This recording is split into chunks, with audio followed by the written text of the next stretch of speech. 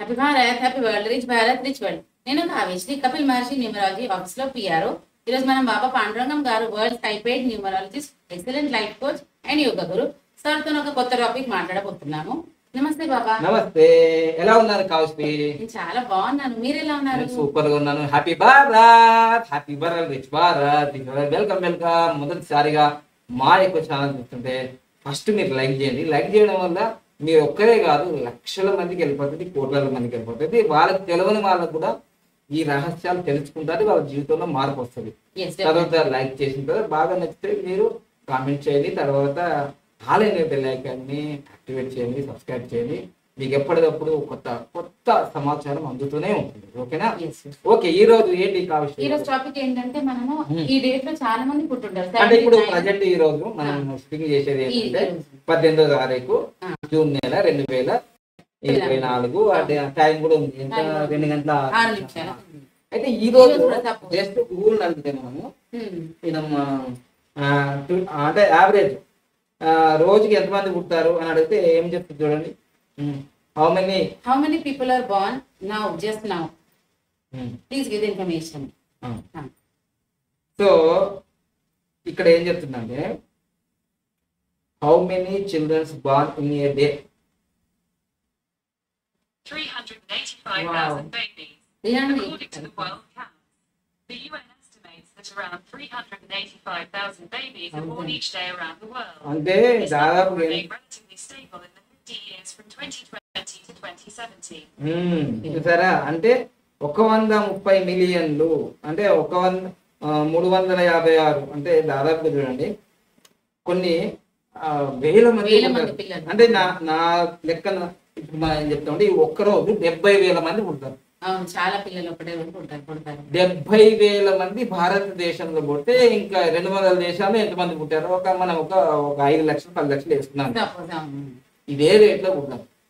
మరి ఈ డేట్ లో పుట్టిన వాళ్ళు అందరూ ఒకలాగానే ఉంటుందా జీవితం? ఒకలాగా ఉండరు కదా. సపోజ్ ట్విన్స్ అయినా కానీ ఒకలాగా ఉండదు. ఎగ్జాంపుల్ చెప్పండి. ఎగ్జాంపుల్ యాక్చువల్లీ మా క్లాస్ లో ఒక పిల్లలు ఉండేది, మీరు టీచర్ గా పనిచేస్తారు, బిఫోర్ టీచర్ గా ఉండేది.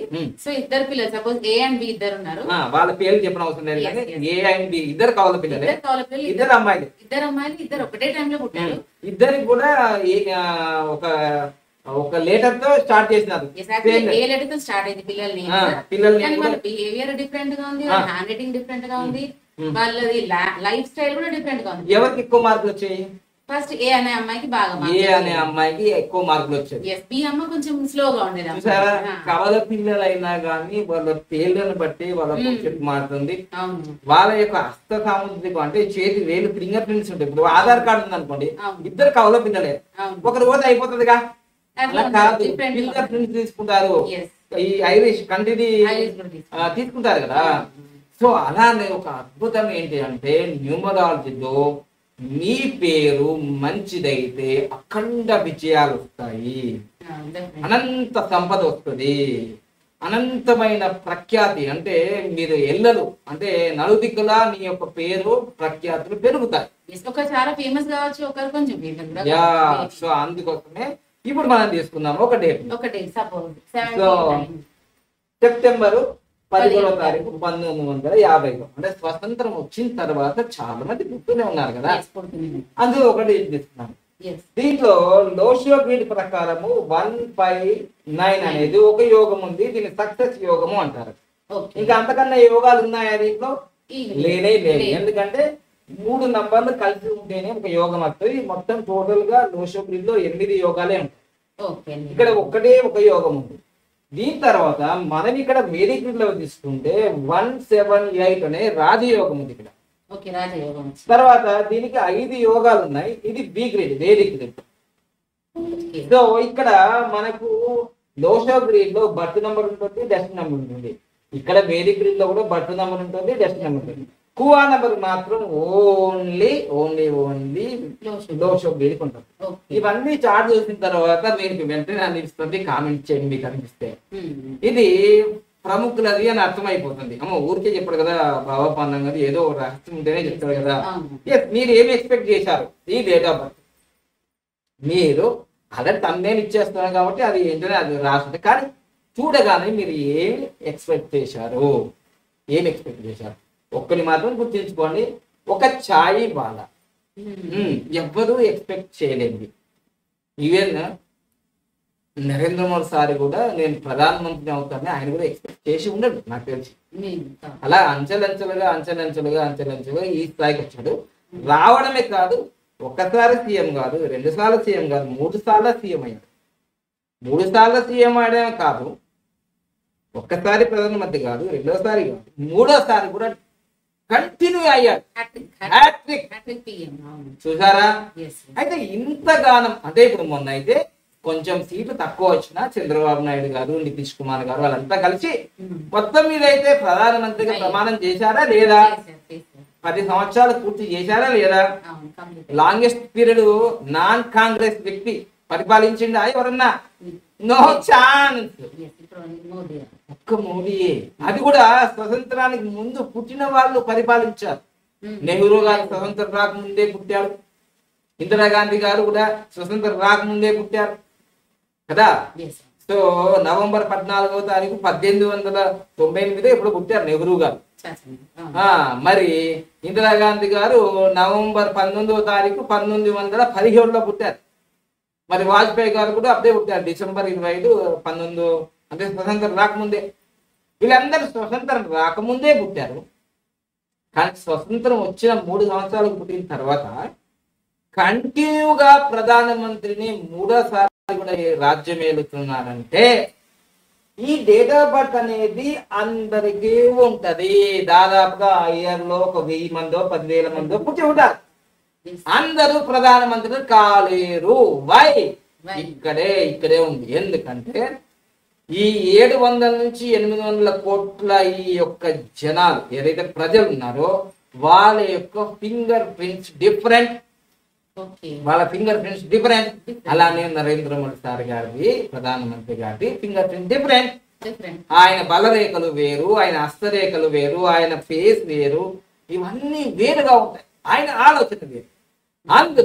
అందులో ఒక అద్భుతమైనది ఏంటంటే ఒక వ్యక్తి విజయం సాధించాలన్నా, ఒక వ్యక్తి అతపాతాళానికి వెళ్ళాలన్నా పేరులోనే ఒక మంత్రదండం ఉంటుంది. అదే ఒక సక్సెస్ లైన్ ఇస్తుంది.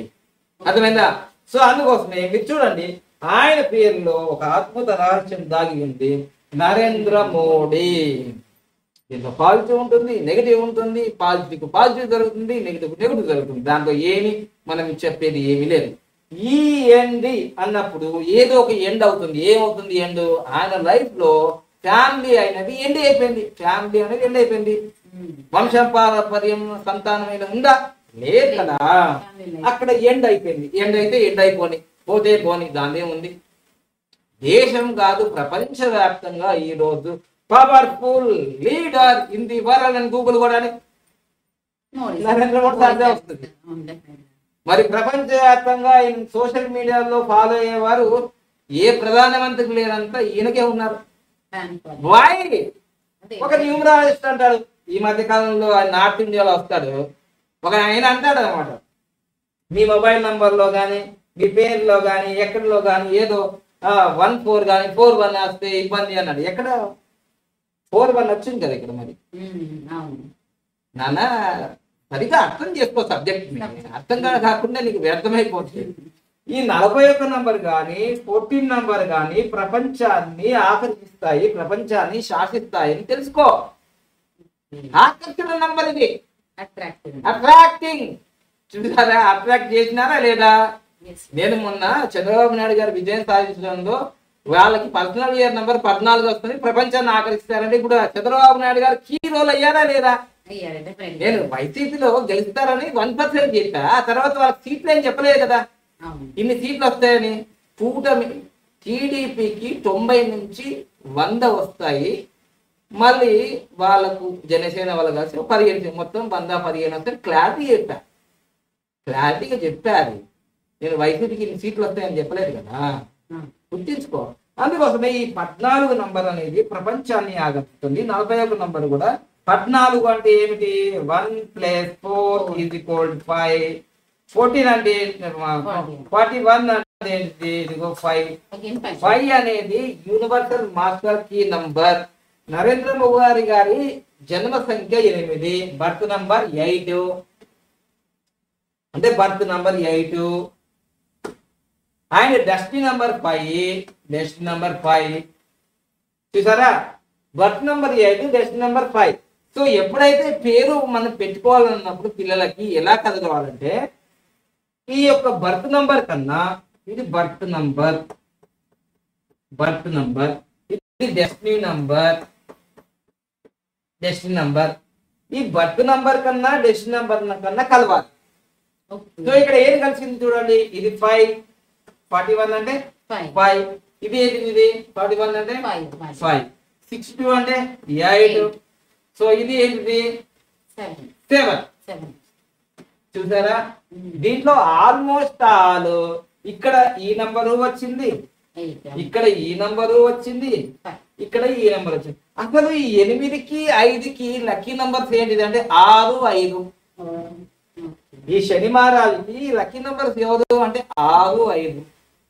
సో 5 ఇక్కడ పెట్టేసినాం అనుకోండి, ఈ విధంగా లక్కీ నంబర్ లో వచ్చేసింది ఆయన పేరు. అయితే ఈ విషయం నరేంద్ర మోడీ సార్ గారు తెలియకపోయినా మరి ఆయన 3 సార్లు సీఎం 3 సార్లు పిఎం అయినాట లేదా?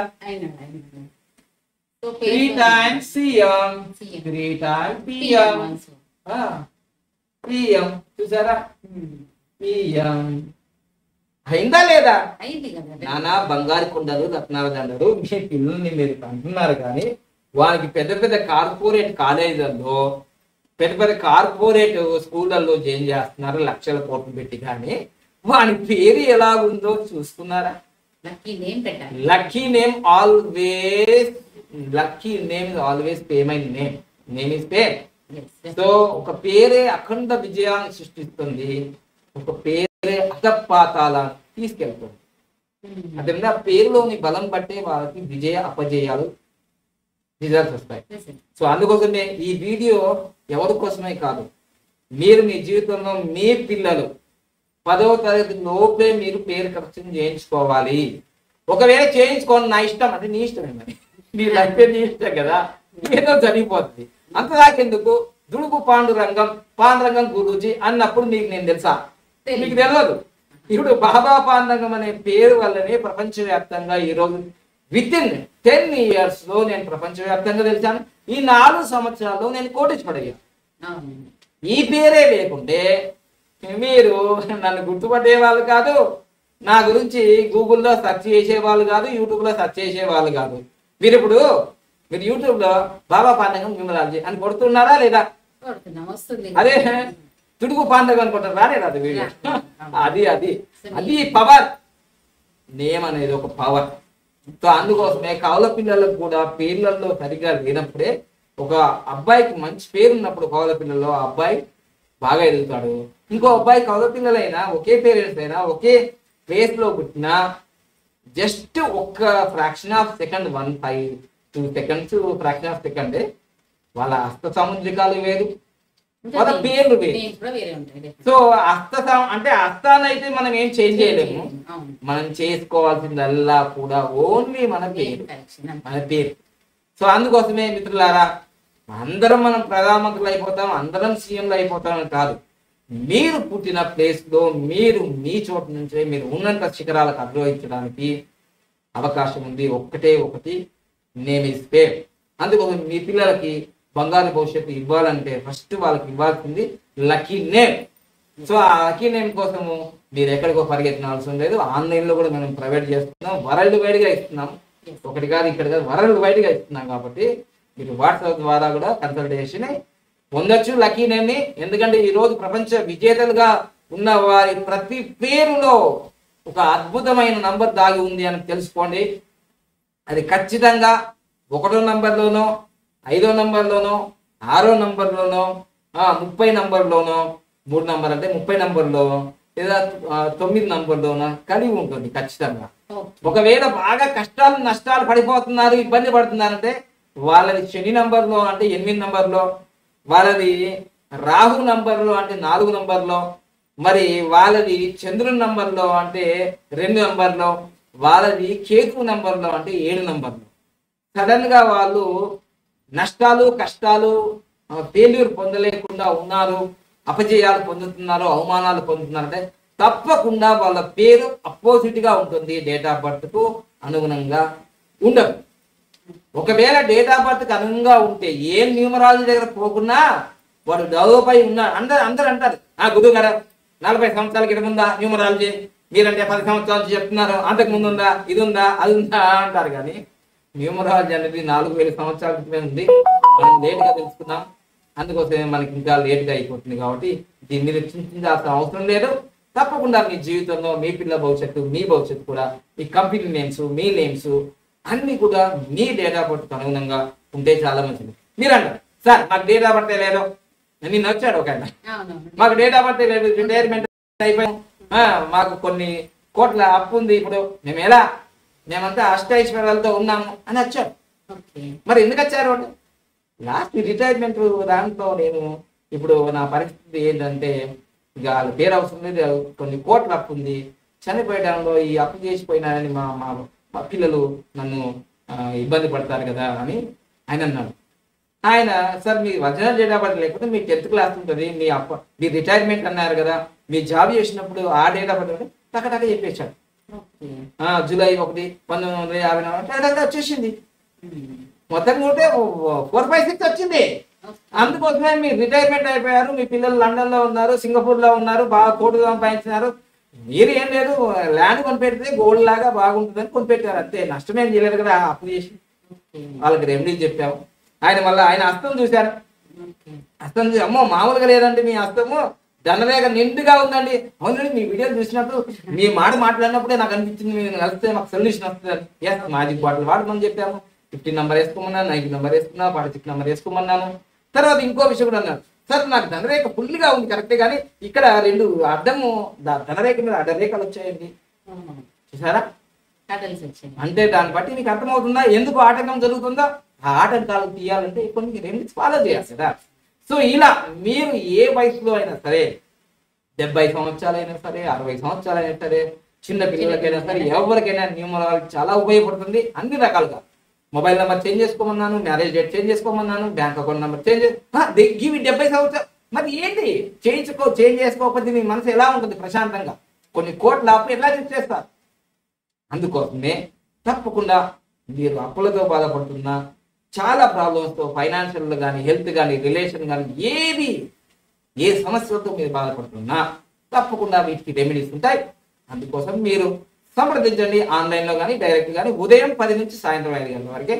ఒక్కొక్కసారి సండే స్పెషల్ అపాయింట్మెంట్ కావాలంటే అది అందుబాటులో ఉంటే చేస్తాం, లేదంటే లేదు. Thank you. మీకు ఈ వీడియో నచ్చింది అనుకుంటాను. తప్పకుండా లైక్ చేయండి, సబ్స్క్రైబ్ చేయండి, పక్కన ఆన్లైన్ బెల్ ఐకాన్ యాక్టివేట్ చేయండి, అందరికి ఫార్వర్డ్ చేయండి. ఈ నెల 23వ తారీఖు డైరెక్ట్ క్లాస్ ఉంటుంది ఆఫీస్ లో 10 o'clock నుంచి అడ్వాన్స్ వేదిక్ న్యూమరాలజీ క్లాస్ ఉంటుంది.